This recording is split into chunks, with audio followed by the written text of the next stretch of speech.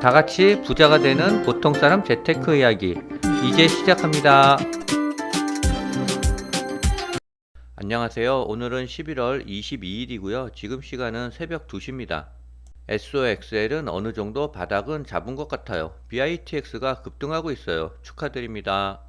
비트코인에 대한 의문이 하나 들었습니다. 알트코인은 조금 더 인내가 필요한 것 같아요. 구독, 좋아요 부탁드립니다.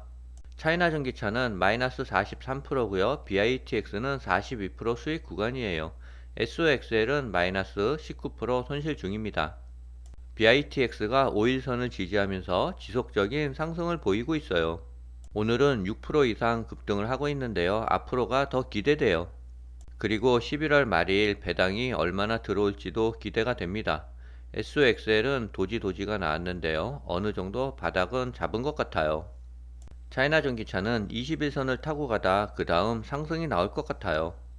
그리고 이번 상승은 1200원은 돌파할 것 같아요. 비트코인이 98,000달러를 터치하고 조정을 약간 받고 있는데요.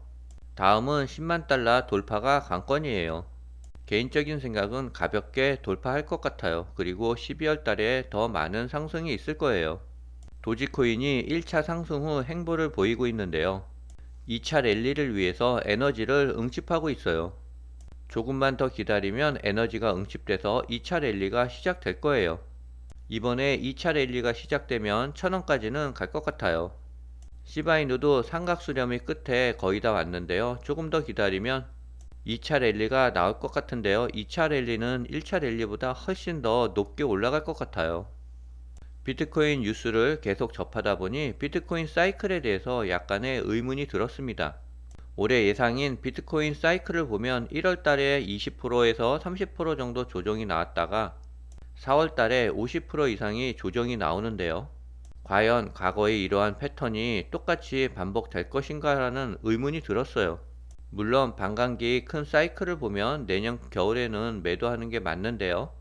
1월, 4월 작은 파동의 조정을 봤을 때는 너무 매수세가 강한 것 같아요.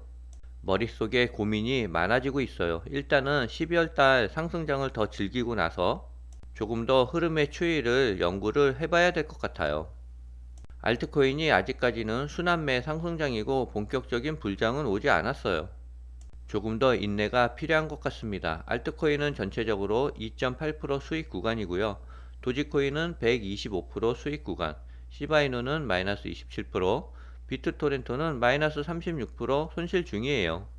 투자 종목을 보면 압도적으로 도지코인이 1등이고요. 다음으로 2등 BITX가 치고 나오고 있어요. 하지만 다음은 시바이누가 전력 질주를 위해서 기다리고 있습니다. 시바이누 다음 3등은 비트토렌토가 될 거예요. 이번에 주식의 초고수들은 1번을 엔비디아를 선택했고요. 2번은 SOXL, 3번은 엔비디아 2배 레버리지예요. 순 매도는 아이온큐와 팔란티어, 애플 등이래요. 그리고 여섯 번째 BITX도 있습니다. 그런데 BITX는 실수한 것 같아요. 바이든 정부가 트럼프 대통령이 취임하기 전에 보조금 소진을 위해 속도전을 벌이고 있대요.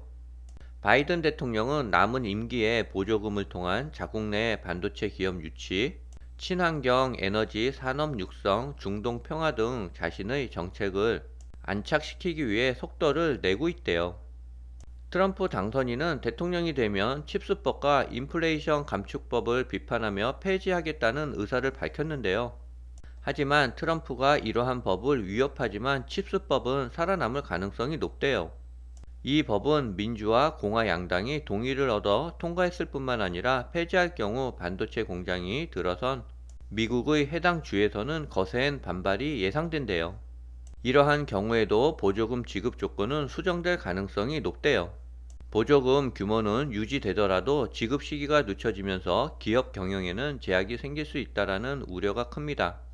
엔비디아의 블랙웰이 과열 문제로 생산 차질이 우려됐었는데요. 이번 실적 발표와 컨퍼런스에서 4분기부터는 생산이 가능하다라고 말했어요. 향후 몇 분기 동안 블랙웰의 수요가 공급을 초과할 것으로 내다봤어요. 젠슨 황 CEO는 AI 시대가 본격화되면서 세계적으로 엔비디아 컴퓨팅으로 전환이 빨라지고 있다며 H100과 H200 칩 등 호퍼 수요가 본격적으로 생산에 들어간 블랙웰에 대한 기대는 놀랍다라고 강조했어요.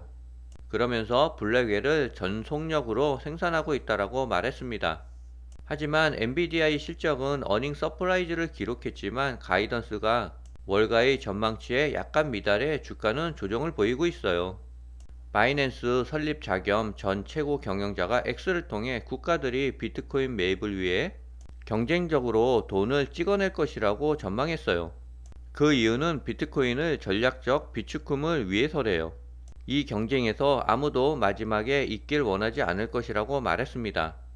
앞으로 국가들이 비트코인을 경쟁적으로 매집하게 될 것이라는 예상이에요.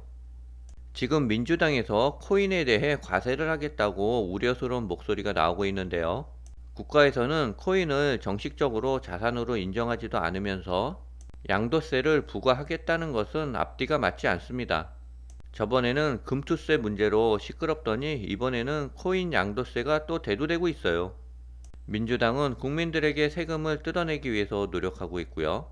국민의힘은 어떻게든 아무것도 안 하려고 가만히 있는 것 같아요. 다행히 한동훈 대표가 가상자산에 대해 과세를 2년 동안 유예하는 것을 추진하겠대요. 마이크로 스트래티지가 전환사채를 발행해서 비트코인을 대거 매집하겠다라고 발표를 했는데요. 전환사채 규모를 17억 5천만 달러에서 26억 달러로 더 늘렸습니다. 지금 비트코인을 더 매집하기 위해 각 나라, 각 기업들이 경쟁을 하고 있어요. 비트코인이 사상 최고가 9만 8천 불을 터치했는데요. 이번 급등은 트럼프 미디어의 암호화폐 거래소 인수 추진 가능성과 여러 비트코인 ETF가 나스닥에 상장된 영향으로 분석된대요. 특히 이번 한 달 동안 비트코인은 37% 이상 상승하며 지속적인 강세를 이어가고 있어요. 이번 랠리는 비트코인의 가격이 변동성이 줄어들며 안정적인 투자처로 자리 잡는 모습을 보여주고 있대요. 이는 기관 투자자들의 시장 참여가 확대된 결과로 평가된대요. 기관 투자자들의 포지션은 대개 철저한 연구에 기반하여 장기적 관점에 따른다라고 설명하고 있어요. 이러한 접근 방식이 비트코인의 시장 변동성을 완화하는 데 기여하고 있다라고 덧붙였습니다.